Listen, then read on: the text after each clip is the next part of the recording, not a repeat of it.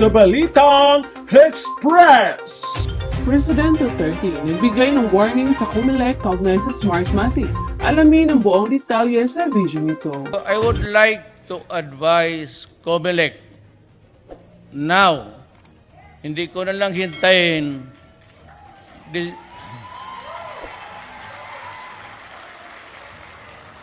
dispose of that Smartmatic and look for a new one that is free of fraud.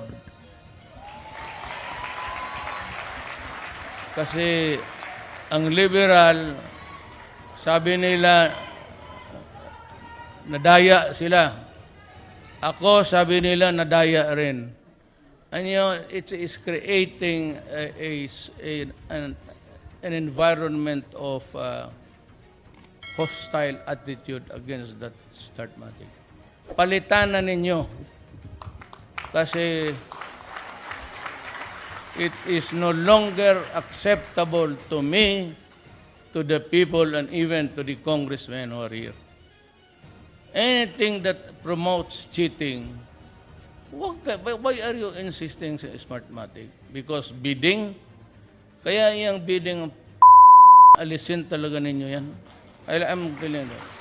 Yung boto ng Pilipino hindi na bibilang ng totoo. So, live man ito ngayon.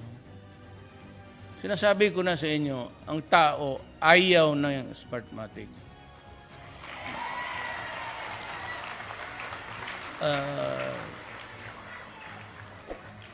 And if you use that in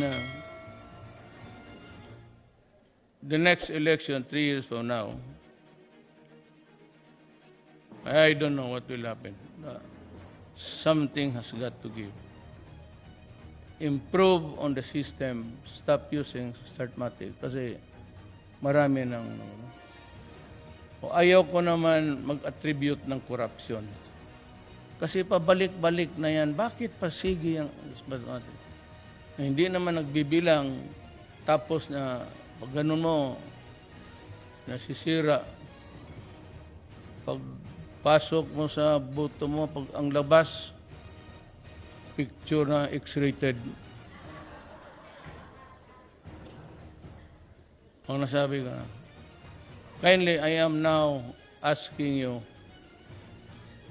as a co-equal body. It's just promoting turmoil.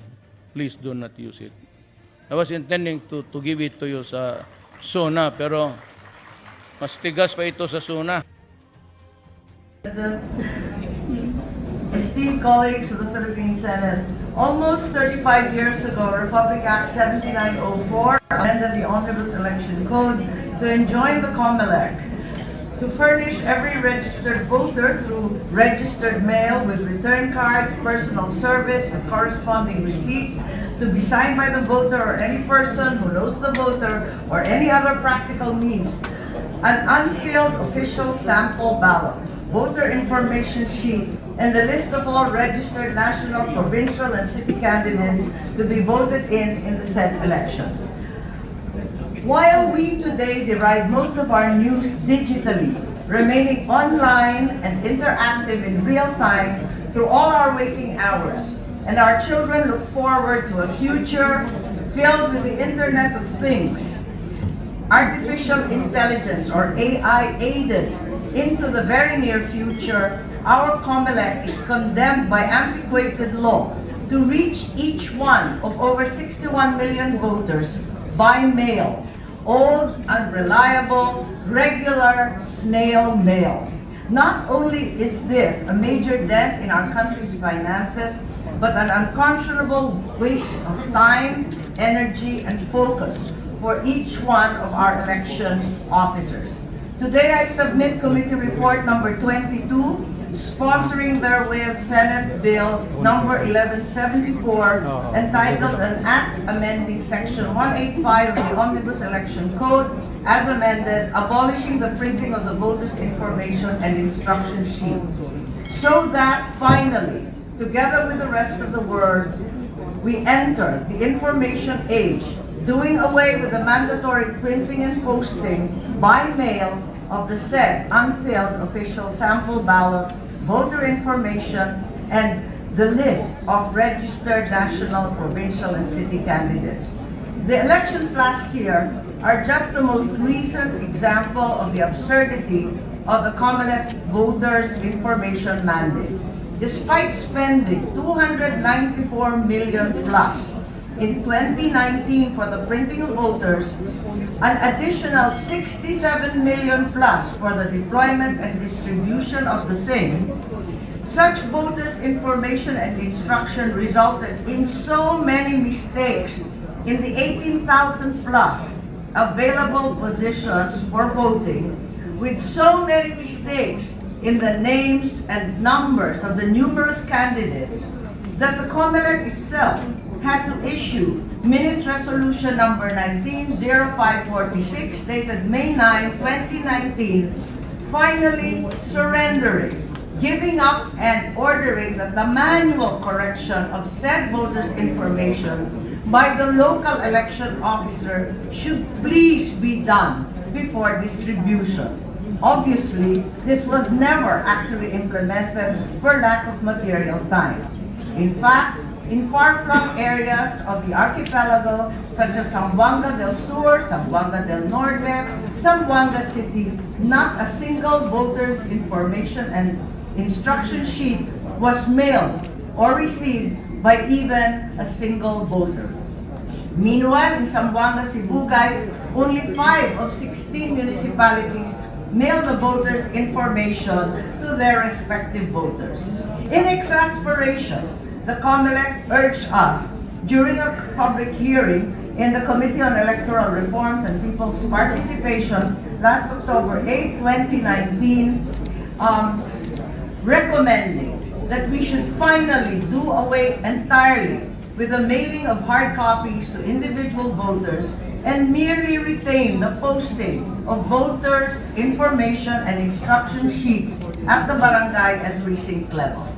The proposed bill, therefore, is a simple and budget-saving solution, updating the Comelec requisite of informing the public by publication through broadcast, digital or electronic media, in addition to displaying the same information at conspicuous public areas, including barangay halls. No regular or individual snail mail letters rife with errors and confusion, with missing positions and misspelled names, shall henceforth be utilized.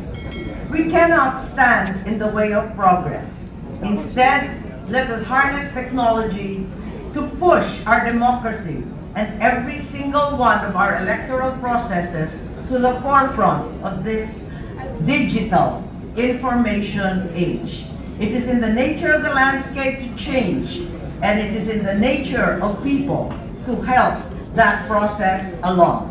Today, I enjoin you all in our chamber to help the process of electoral modernization along.